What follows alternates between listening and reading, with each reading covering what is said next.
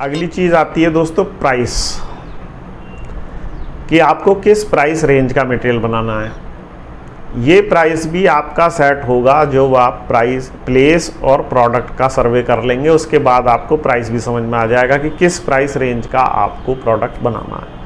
Generally होता क्या है कि जब आप नई इंडस्ट्री में घुसते हो तो लोग क्या करते हैं, या जैसे ट्रेनिंग ले ली, ऑनलाइन ट्रेनिंग ले ली, किसी से पूछ लिया, वो क्या कहते हैं 20 रुपये में माल तैयार हो जाएगा और 100 रुपये में बिकेगा। क्यों? क्योंकि कंपनी का माल 100 रुपये में बिक रहा है, आपका 80 रुपये प्रॉफिट हो जाएगा। लेकिन जो लोग आप काम कर रहे हैं, आप भी समझ गए होंगे कि ऐसा नहीं होता। जो एक 80 रुपये का ब्रांडेड माल बिक रहा है वो एक अलग मार्केट सेगमेंट है, जहाँ से हमने शुरुआत करी है वो एक अलग मार्केट सेगमेंट है। पता लगा 20 रुपये का उन्होंने माल बताया था, बोतल ही खाली पैकिंग ही आ रही है 15 रुपये की, 8 रुपये की, 10 रुपये की, उसमें फिर माल भी लगाना है, लेबर भी लगानी है, तो वो प्राइसिंग आपकी गड़बड़ हो जाती है। फिर हम सोचते हैं कि भाई अब प्राइसिंग कैसे सेट होगी। तो प्राइसिंग पहले से ही आपको मार्केट सेगमेंट के हिसाब से अपना प्रोडक्ट सेट करना पड़ेगा, डिज़ाइन करना पड़ेगा। अच्छा, प्राइसिंग में एक बहुत इम्पॉर्टेंट चीज़ है, जब आप छोटे स्केल पे काम शुरू करते हो तो आपको एकदम से वो प्राइस नहीं मिल पाता जो एक बल्क पैकिंग में मिलता है। भाई सपोज़ अगर कोई एसिड स्लैरी 110 रुपये किलो मिल रही है आपको 50 लीटर की केन में, तो आपको वो 1 किलो 2 किलो में महंगी मिलती है, तो आप कॉस्टिंग कैसे करें? कॉस्टिंग करने का जो एक स्टैंडर्ड रूल होता है वो होता है कि भाई आप ये पता कर लीजिए अपने सप्लायर से कि जो बल्क पैकिंग के रेट्स हैं वो क्या हैं। आप शुरू में जो काम शुरू करेंगे तो आप थोड़ा थोड़ा ही माल लाइए, ज़्यादा लाने की ज़रूरत नहीं है, लेकिन अपनी कॉस्टिंग इस हिसाब से करिए कि चाहे वो आज आपको 150 रुपये किलो एसिड स्लैरी मिली है, लेकिन आपको पता है कि जब मैं 50 किलो की केन अगर लूँगा तो मेरे को ये 110 रुपये लीटर किलो पड़ेगी। तो आप 110 किलो के हिसाब से आप प्राइसिंग कॉस्टिंग करिए। इसको कहते हैं फॉरवर्ड प्राइसिंग, कि जो प्राइस हमें मिल जाएगा जब हम उस 50 किलो की लेवल पर पहुंच जाएंगे तो उस हिसाब से अपनी कॉस्टिंग करनी पड़ेगी। क्योंकि अगर वो आप नहीं करोगे, आप उस 1 किलो 150 रुपये वाली से ही करोगे, तो आप कभी भी मार्केट में सफल हो ही नहीं पाओगे। क्योंकि जो दूसरा प्रोडक्ट ऑलरेडी कंपटीशन का आ रहा होगा वो तो अपनी प्राइसिंग करके बैठा है 110 रुपये पे, आप प्राइसिंग कर रहे हो 150 रुपये पे, तो आपका माल कहीं ना कहीं मार्केट से आउट हो जाएगा, आप सेट ही नहीं कर पाओगे। तो आपको उतना टाइम पीरियड लेके चलना पड़ेगा। एक आपको एस्टिमेट करना पड़ेगा कि भाई मैं 50 किलो वाली केन लेने लायक कब तक हो जाऊँगा, अगर उतनी पूंजी से आप काम शुरू नहीं कर रहे हो तो। मैं ये बिल्कुल छोटे स्केल के हिसाब से आपको बता रहा हूँ। तो आप अगर शुरू में 5 किलो ला रहे हो तो उस हिसाब से कॉस्टिंग 50 किलो के हिसाब से ही करो। हर एक केमिकल की आपको इसी तरह से करनी पड़ेगी, तभी आपकी प्राइसिंग आ पाएगी, अदरवाइज प्राइसिंग आपकी नहीं आ पाएगी। अब अगली चीज़ आती है प्रमोशन। प्रमोशन का मतलब ज़्यादातर लोग ये समझते हैं कि एडवर्टाइजिंग, कि ये तो सिर्फ बड़ी कंपनी का काम है, बड़ी कंपनी एडवर्टाइजिंग कर सकती है, हम छोटे लोग क्या प्रमोशन करेंगे। ये गलत धारणा है। प्रमोशन के भी अपने अलग अलग लेवल होते हैं, हर एक आदमी के हिसाब से अलग प्रमोशन स्ट्रेटजी बन सकती है, जिसके हिसाब से वो अपना माल प्रमोट कर सकता है। प्रमोशन में खाली टीवी या अखबार की ऐड थोड़े आते हैं। आपके पास पूंजी नहीं है तब भी आप उसकी ऐसी स्ट्रेटजीज बना सकते हो जिसमें आप अपना माल प्रमोट कर सकते हो। तो ये सारी फैक्टर्स हैं जिनको देखते हुए आपको ये डिसाइड करना है कि भाई मेरे को किस स्केल से काम शुरू करना है और मैं कितना काम कर सकता हूँ, क्या मेरे पास उतनी पूंजी है। अब इन फैक्टर्स को मैं आपको बताता हूँ कि भाई आप इन फैक्टर्स को किस किस तरह से एनालाइज करोगे। अभी तो मैंने बताया कि कौन कौन से फैक्टर आपको देखने पड़ेंगे, अब मैं बताता हूँ कैसे एनालाइज करोगे आप, या आप अगर काम में हो, बिजनेस में हो, तो आप इसको किस तरह से अपने लिए यूज़ करोगे जिससे आप एक अच्छा डिसीजन ले पाओ या अच्छी स्ट्रेटजी बना पाओ आप कि भाई माल आपका बिके और आपका काम चले। तो सबसे पहले बात करते हैं हम प्लेस की। देखो दोस्तों, अगर आपके यहाँ पर प्लेस में आप सर्वे कर लो कि भाई आपके यहाँ पर दुकानें कितनी हैं, कितनी बड़ी बड़ी कंपनियों का माल आता है, कितने डिस्ट्रीब्यूटर हैं, पहले ये सर्वे कर लो। ये देख लो कि आपके यहाँ आबादी किस तरह की है, लोग किस तरह के रहते हैं।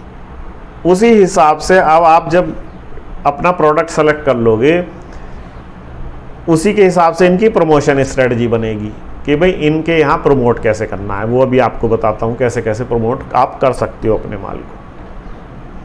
सबसे पहले प्रोडक्ट सिलेक्शन की। अब आप प्रोडक्ट कैसे सेलेक्ट करोगे, क्या प्रोडक्ट आपको सेट करना। देखो, मेरे हिसाब से जब सबसे पहले हम काम शुरू करते हैं तो हमें सबसे पहले उस सेगमेंट को चुनना चाहिए जहाँ पर बहुत ज़्यादा ब्रांड का एस्टेब्लिशमेंट नहीं है या ब्रांड लॉयल्टी नहीं है। वो किस तरह के कस्टमर में होती है?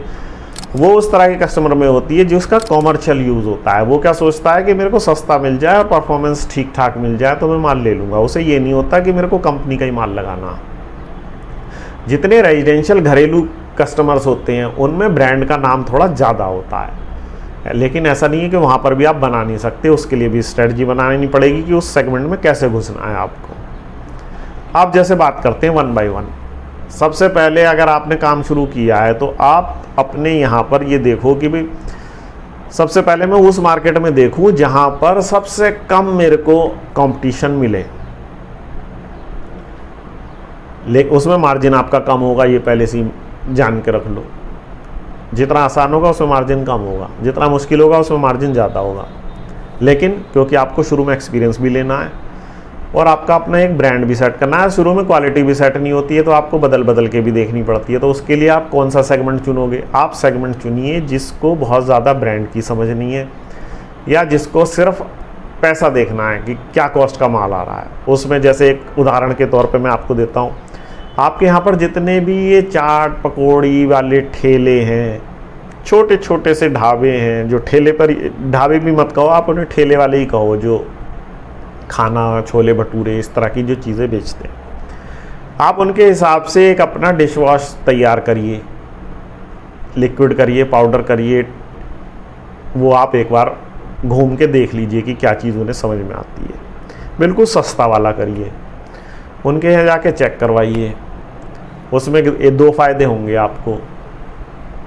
पैकिंग भी मत रखो शुरू में। अगर आप खुद जा रहे हो तो खुद, या आपका जो आदमी जा रहा है वो साइकिल पर ही 50 किलो की एक केन आपने बांध दी, जैसे दूध वाले दूध नहीं बांटते, उस तरह से आप जाके उसी की बोतल में डालाओ। आपकी सारी पैकिंग भी बच गई, आपका स्टिकर वगैरह सब बच गया, आपका माल भी बिक गया। जो भी आपने फार्मूला सेट करा उसका आपको फीडबैक भी आ जाएगा तुरंत ही, और इन लोगों से आपको पेमेंट भी तुरंत मिल जाएगी। किसी को आपने 20 रुपये का भी माल दिया है, 50 रुपये का दिया है, वो आपको माल पैसे दे देगा, वो तो उधार तो लेगा नहीं। ये एक टाइप की स्ट्रेटजी हो सकती है जो आपको समझ में आए तो आप अपना सकते हो। इसी तरह से अगर आपने थोड़ा सा और बड़े लेवल पे, तो इसमें जो आप ढाबे पकड़ लो, होटल पकड़ लो, ये भी सब कॉमर्शियल यूज़ की आइटम्स हैं। यहाँ पर भी आपसे ब्रांड नहीं पूछा जाएगा, बस उनका बर्तन साफ़ हो जाना चाहिए बढ़िया, तो आपका माल बिक जाएगा। लॉन्ड्री डिटर्जेंट अगर आप बेचते हो, बनाते हो, अगर आपके वहाँ पर आपने सर्वे में पाया कि हाँ भी इसकी भी सेल है, तो जितने भी ये कॉमर्शियल वाले धोबी हैं जो होटलों के कपड़े धो रहे हैं, बहुत से ऐसे भी कमर्शियल होती हैं, फैक्ट्रीज, ऑफिसेज, उनके पर्दे, ड्रेसेस, इस तरह की चीज़ें भी धुलती हैं, आप उनमें देना शुरू कर दो, उसी के हिसाब से प्राइस सेट करो। एक उदाहरण ये। अगला, जितने भी आपके यहाँ पर डेयरी प्लांट्स हैं, अगर कोई है आपके पास, डेयरी प्लांट्स में आपका ये डिटर्जेंट बहुत लगता है, लिक्विड वाला, उनके इक्विपमेंट साफ़ करने के लिए, उनके भगोने वगैरह साफ़ करने के लिए, वेसल साफ़ करने के लिए, उसमें आप दे सकते हो। भाई कोई ज़्यादा है नहीं, जो आपका डिश वॉश टाइप है, उसी हिसाब से एक मल्टीपर्पज़ आप बना लो डिटर्जेंट, और वो वहाँ जा सकता है। आपके एरिया में जितने कार वॉश वाले हैं उन पे आप उनका पता ही है सबको, कार वॉशिंग में आपको दे सकते हो। अगर आपके एरिया में कोई रेलवे का इस तरह से काम है तो रेलवे में भी बहुत ज़्यादा डिटर्जेंट लगता है, वहाँ आप पता कर सकते हो।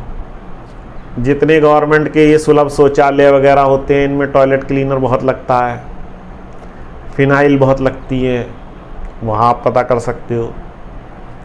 हॉस्पिटल्स में आप टारगेट कर सकते हो, हॉस्पिटल्स में फ्लोर क्लीनर, फिनाइल तो खूब लगता ही है, वो आप कर सकते हो।